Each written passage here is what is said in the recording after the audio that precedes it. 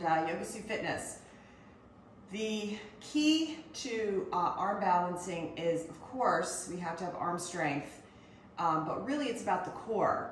We have to have the qualities of Sthira Sukha, steady and alert, and calm and light. So you have to have this weightlessness in the body, and mainly not rushing through the steps. So many of us we're so goal-oriented that we tend to charge ahead and think if we can the faster we can get into the posture, right? Woo, check, we got it. But that's not the way it works. Really, for sustainability, we want to work through each well thought out, constructed steps in the practice to get us to our goal.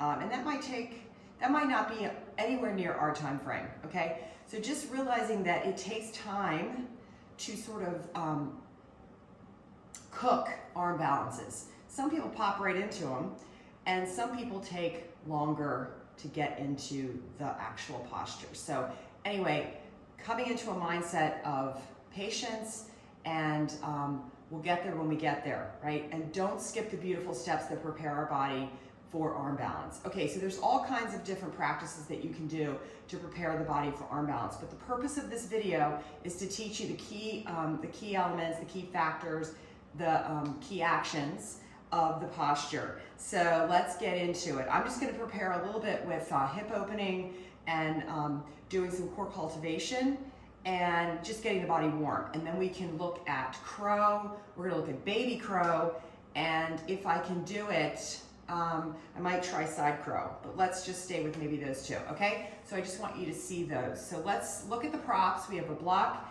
and a blanket, and we're just going to go through these two postures. Let me prep first. So you can prep with me if you want, watch first, and then come back into it. All right, so I always like to start with cat-cow. We want to start to cultivate the breath. You know, you have to prepare the breath by beginning to breathe intentionally in through the nose, out through the nose, and just get that ujjayi breath going. The soothing sound of hearing your breath gets you into the body, right? So just hearing the breath, feeling the breath is the preparation for the body and the mind to start to come together and get real. It's called on the mat truth, right? So whatever is showing up on the mat is where we are, and we want to honor that. So sitting back onto your feet, you want to stretch out the feet, and then stretching forward into wisdom pose. Take a breath in and a breath out, and really just stretching. So some people are going to need more of a warm up, and some people you might find that you're warm faster. Okay, so you just have to listen to your body, and maybe take a little bit longer to warm up. But these are just the kind of the key warm ups that you can do. So you start to just sway through the joints, getting the joints nice and juicy. Coming through. And then we move into a little bit of prep for the arms. You can do some push-ups here just to kind of get the arms warmed up. You don't want to burn out the arms because you're going to need them for your balancing. So just do a few. Take a downward facing dog. And take a few breaths here, lifting and lower the heels.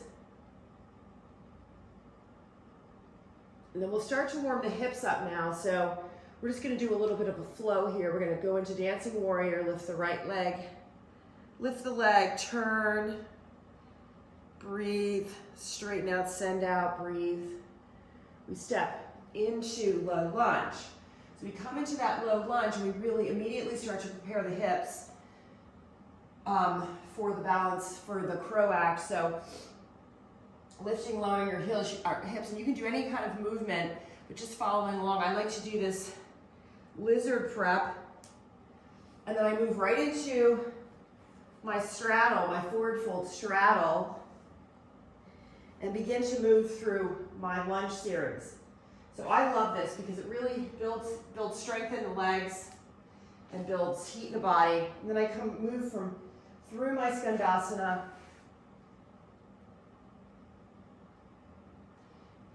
Coming back forward, and then downward facing dog.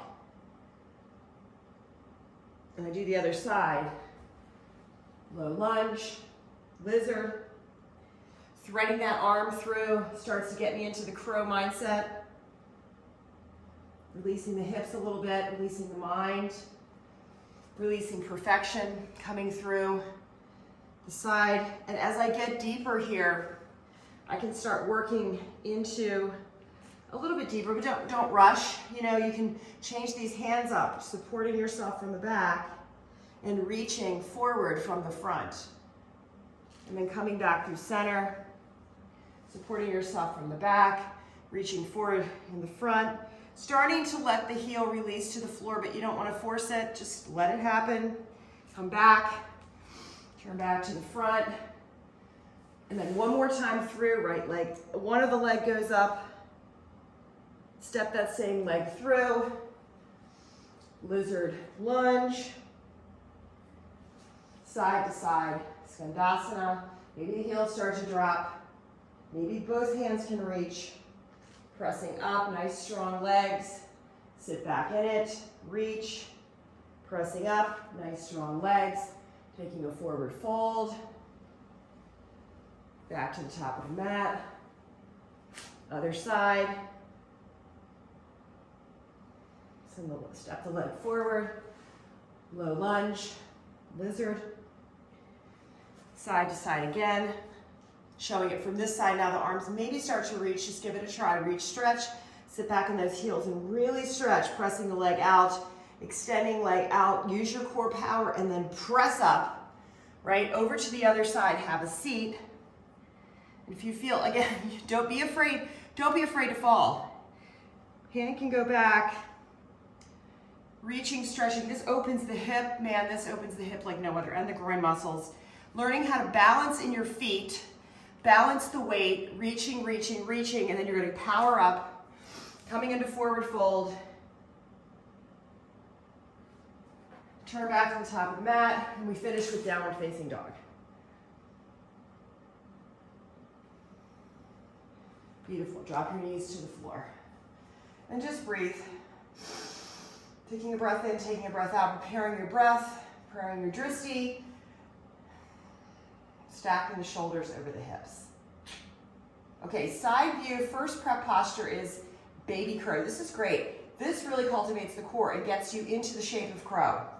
So kicking back onto your feet, heels are high, and then you're gonna extend the spine as you hinge and fold. Now, some people can talk about not being able to get their arms down to the earth.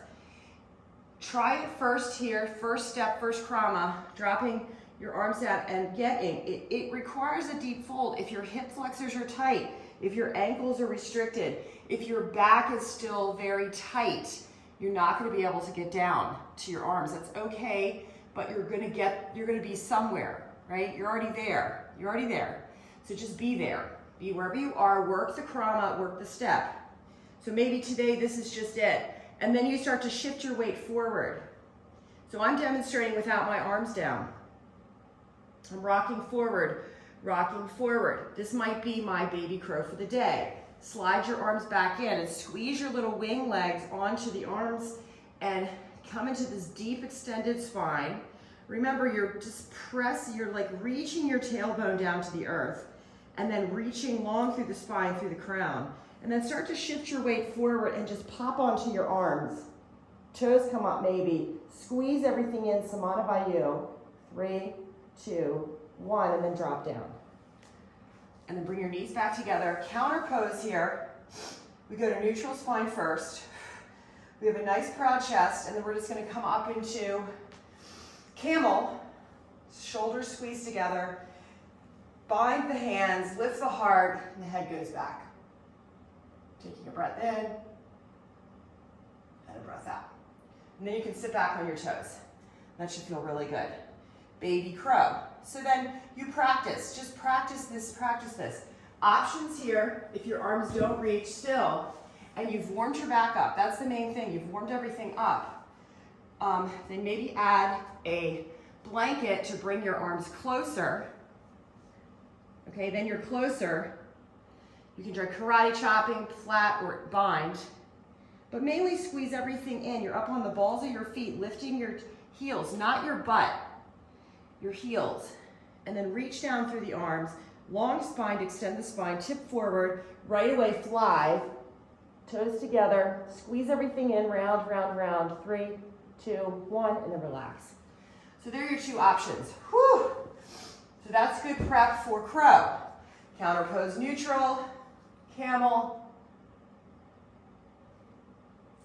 and then crow. Let's just go ahead and go right into crow, but think about what we just did.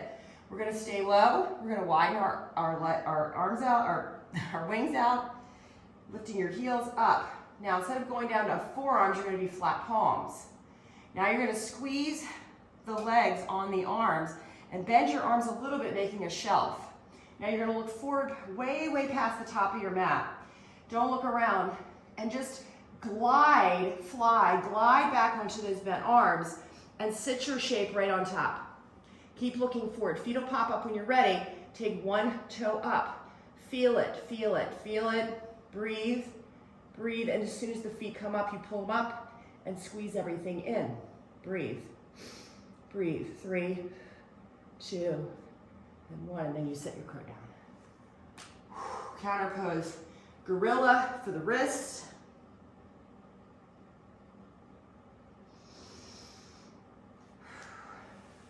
And then you come down and go into Shavasana for a nice counter. So try that out, send me questions, and that'll help me develop more videos